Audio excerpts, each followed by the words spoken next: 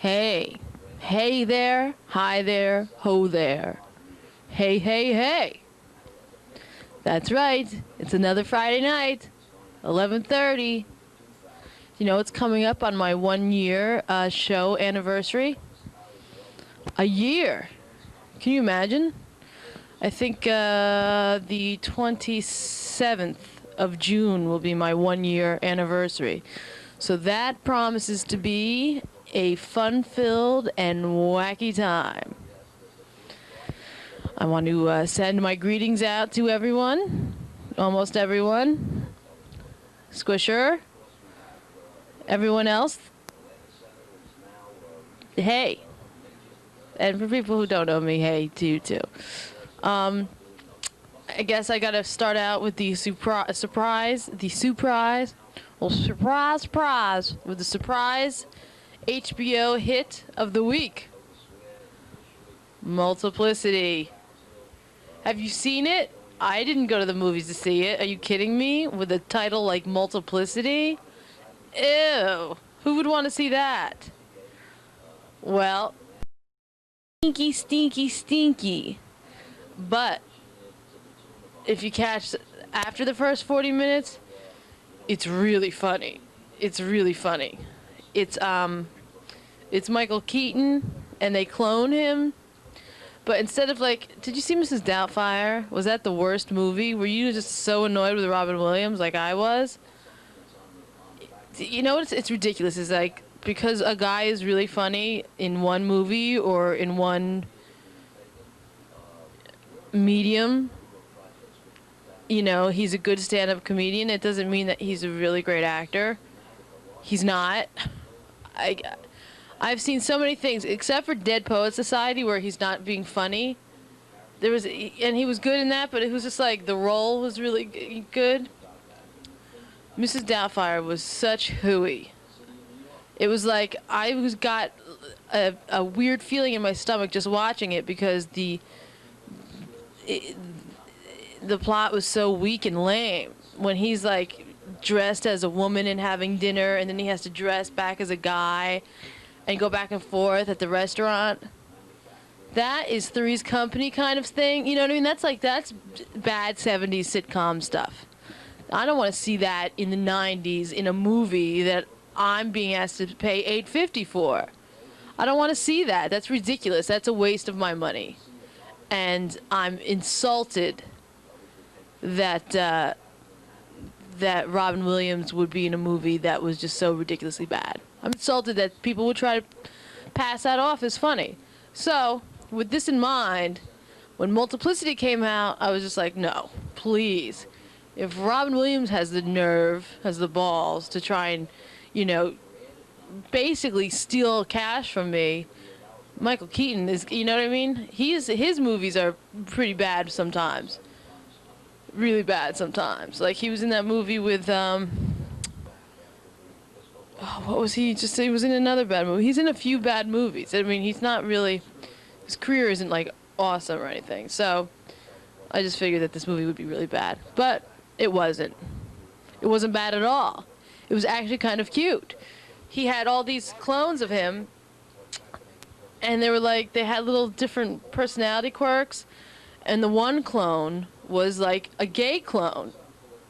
He was like the real sensitive clone that was like really attentive to his wife and stuff, and like really sympathized with her as a woman.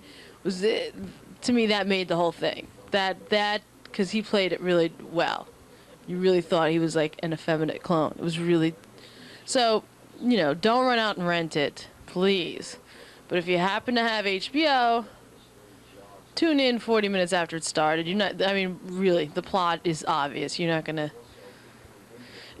miss anything, really, if you don't watch the first 40 minutes. It's not like it's, you know, earth-shattering, those 40 minutes. So, I wanted to personally thank you guys for coming down to the Nightingale Friday. I saw you. I saw you out there. I saw you. You. And you. I saw you all. And it was a fun time had by all. I have to tell you that there was a little drama for me, and I don't know if it's resolved. There was unresolved drama last Friday. Squish was thinking about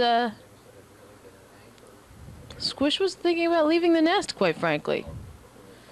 And as of right now, I don't know the outcome of that. I guess I'll have to go Friday night and see. It's almost like a soap opera. You'll have to go Friday and see as well. Will Squish be there? Will he be loading equipment? Or will he be just taping?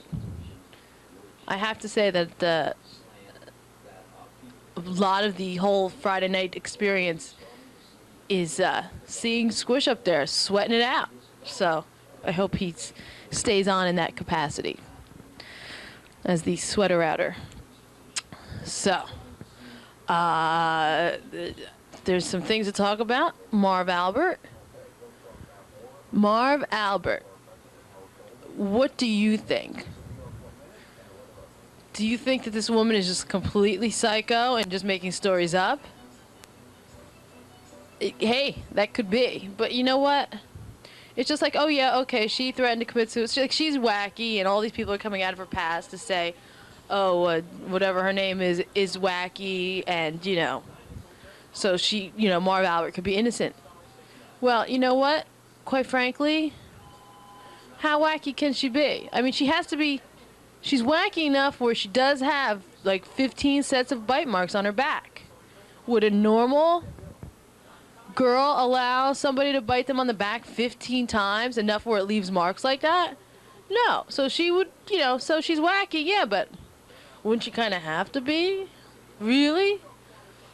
And, I mean, even if you're wacky and you're insane, wouldn't you still know that you don't make up a story about somebody who's really famous that, you know, they're going to know that was not true? I mean, if you can hold down a job, basically you can think that way, can't you? So, it's not that I have it out for Marv Albert. I don't. I just would love to see more wackiness in the news. It's just never ending. Well, they would know. They would know. That's how they caught Ted Bundy, the serial killer. They caught him because he bit one of his victims in the ass. He bit her in the ass. Like, her. And, they did a cast model of the bite mark in her ass and took dental records from him, and it was like, boom. That's what caught him. So, if it's Marv Albert, they'll know it's Marv Albert. And if it's not, they'll know it's not. I personally hope it is, because he's so much in denial about how it's, you know, it's not him. You know, I like when people are like made fools of. What is it? Today's May 30th. May 30th, JonBenet Ramsey. Still no arrest? Are you kidding me? Are you kidding me? What could possibly be going on that there's no arrest? I can't imagine. I cannot imagine what would be going on. How come that, you know, they can catch OJ the next day? And as far as I'm concerned about the OJ trial, there wasn't as much evidence, I think, as probably there is at the JonBenet Ramsey case. You know, if it was OJ, he cleaned up pretty well, and if it wasn't OJ, they still cleaned up pretty well. So, I don't know. JonBenet Ramsey, the poor little thing, is unresolved. Will it ever be resolved? I can't imagine in 1997 it wouldn't be resolved. If this goes on beyond 1997, we'll know that there's some ridiculous thing going on. Well, we know that there's some ridiculous thing going on anyway, don't we? Yes, and it's me. I'm the ridiculous thing going on. I'm just rambling about JonBenet. My Lord.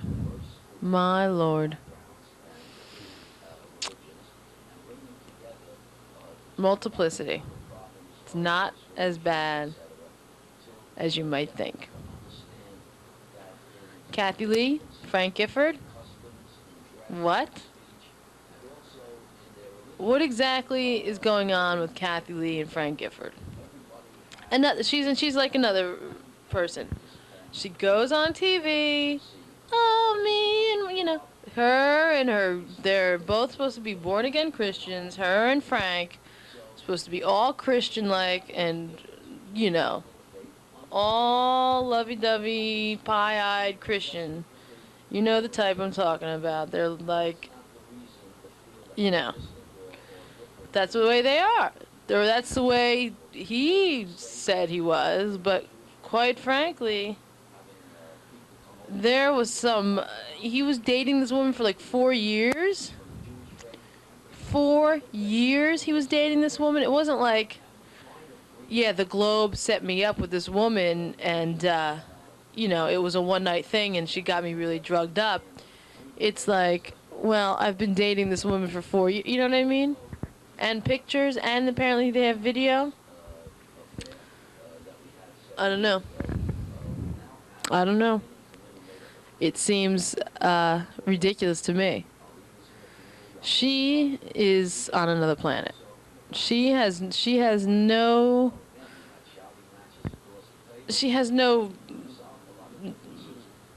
her reality is just very clouded, I guess. And you ever read Spy Magazine? A wonderful magazine, by the way. Spy Magazine is the shit. But Spy Magazine did this thing like a year or so ago, maybe even longer, I don't know, where they took an excerpt from her book, and I think they either like crossed out the names of her and the kid or changed the names or something, and they presented this excerpt to like a child psychologist. And he was just like, whoever this person is shouldn't have children. They're treating their children horribly. It was a book that she wrote. She was supposed to have written with her son Cody, and there was this part in it where she felt that Cody was using his pacifier like well beyond the age where he should have. So when he wasn't looking, she snuck it and hid it. And he was like, oh, blah, blah, or whatever he was calling it. And she was like, oh, no, the garbage man took it away. The garbage man took it away. Or I put it in the garbage or whatever. And just totally tormented the kid and, like, laughed at him because he was all upset. And, I mean, she writes something like that. Oh, how I laughed. Oh, how I laughed to see Cody in pain. It was, like, really something ridiculous like that. And it's, you kind of know immediately that that's not a normal thing to do. And then there was another part of the book where apparently Gerald and Betty were going to, I guess, Colorado or someplace to visit Kathie Lee and Frank and Cody. And for like weeks before the Fords showed up, she said, and she used the word trained. I trained Cody to say, oh, very nice to meet you or whatever. And he was like 2. So the child psychologist is like, well, that's ridiculous. You don't say that you train a kid to do anything. It was really cool because it really uncovered her for being the world's worst mother as well as the world's most naive individual. Frank Gifford, quite frankly, is, what is he, like 75 years old? I can't imagine a 75-year-old guy being like that active where, he's not only going to sleep with his wife, but he's sleeping with some stewardess. I can't imagine that. There's got to be some weird stuff going on over at the Gifford household. That's all I can say about that. So, Kathie Lee, Frank.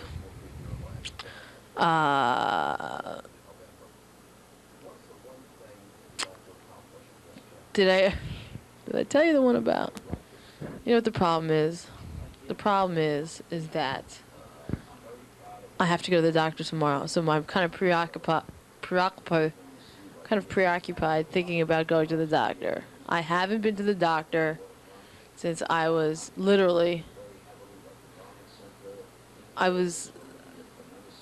for like a checkup. I mean, I might have gotten something in my eye and had to go to like emergency medical center or whatever, but I mean, for like a regular checkup type of thing, I haven't been to a doctor since I was like 13 years old.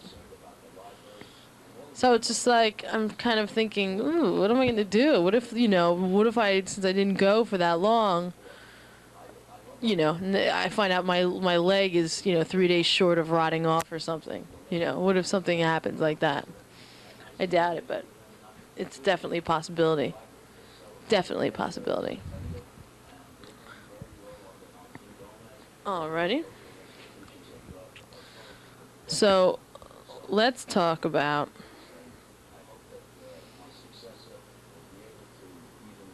Are you going someplace?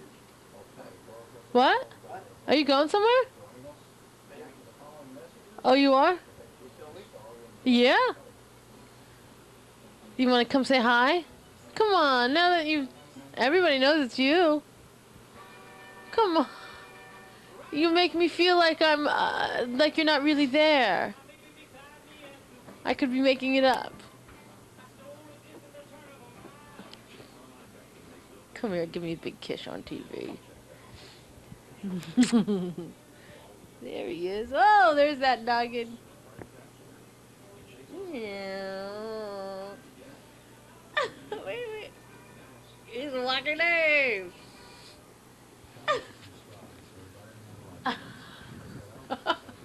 Oh.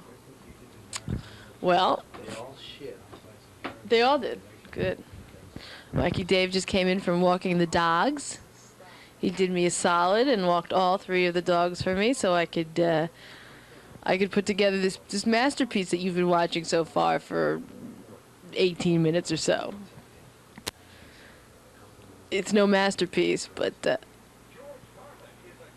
I hate for him to find out. He'll find out Friday, and he'll be like, I walked the dogs for this, for Kathie Lee Gifford, and Multiplicity. Another movie I saw on HBO that I thought was really much better than people said it was. Executive Decision. Executive Decision with the airplane and what's his name, Kurt Russell, and little Steven Seagal, and some other folks.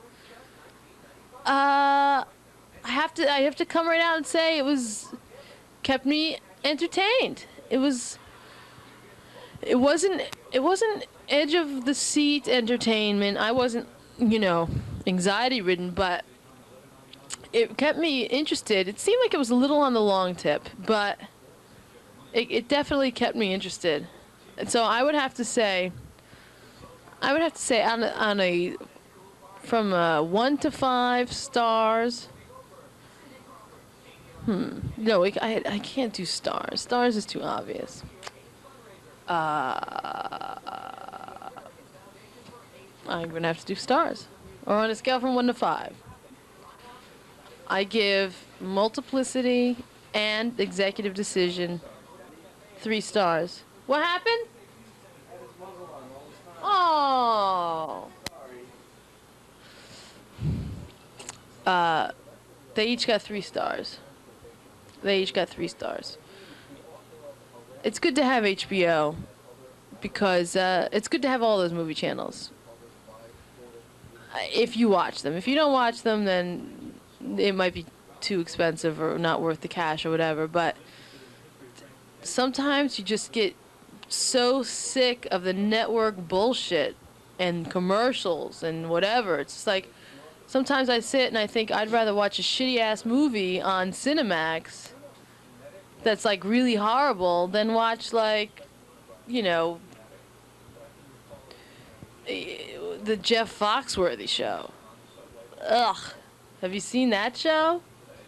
You're a redneck when. Who got that guy a job doing comedy? It's really... See, the thing is, to me, it's not funny to be a redneck. it's disgusting. Because you know what? It's like, to me, redneck equals racist.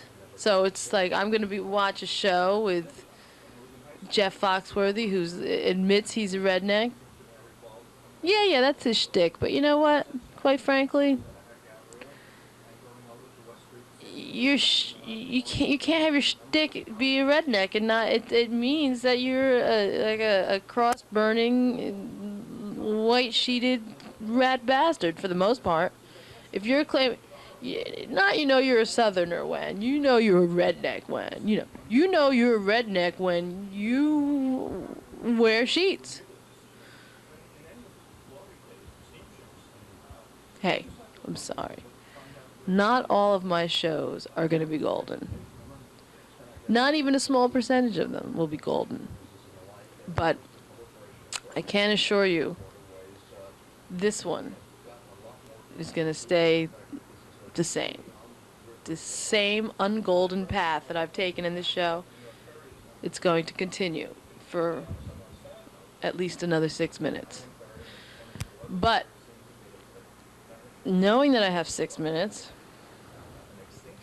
I want to get back on to the subject of the Nightingale. You showed up for me last week, didn't you? You showed up, and I appreciated it.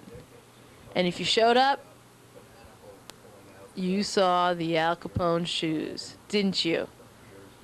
The Al Caponesters. You saw them. I love that combination. I've seen Pete of First House. He would be the guitarist and singer. He would be the front man. I'd say Pete's the front man. I've seen him wear 2 different shoes on some occasion. 2 totally different shoes.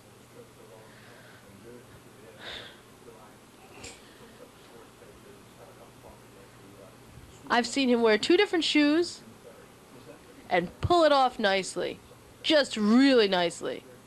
He's that rock and rollster.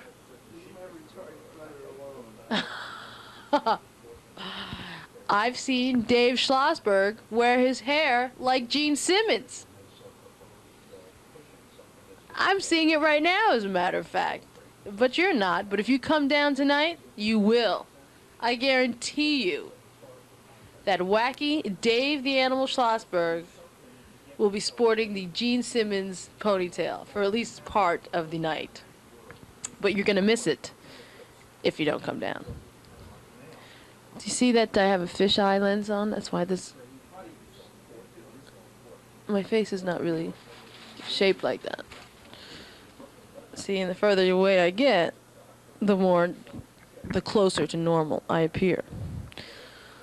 So, shoes, hair, that's what it's all about. Music, fun, frolic. Why don't you come on down and frolic with me tonight at the Gale? Come on. Won't you come a-frolicking with me? Come on down and see if Squisha will he just be lifting beers, or will he be lifting equipment as well? You've got to come on down and check it out for yourself. And I think you should give Squisha a pat on the back. Just give him a pat on the back. You can't miss him. Squisha will be the man over by the pole with the freshest DAT machine in town. My lord. That thing's got, I think it's got a blender attached to it. That's right, he's always taping the show. So come on down, say hi to Squisha. Check out Pete's groovy footwear. Look at Dave's fresh hairstyle. And smoke a joint with me. Come on down. Come on down. This show's dragging. I don't know why. I think it's because I'm just exhausted. And I'm just preoccupied with that doctor. So if you don't mind, if you don't mind, I might end this show a little bit early. But not before I say one more time.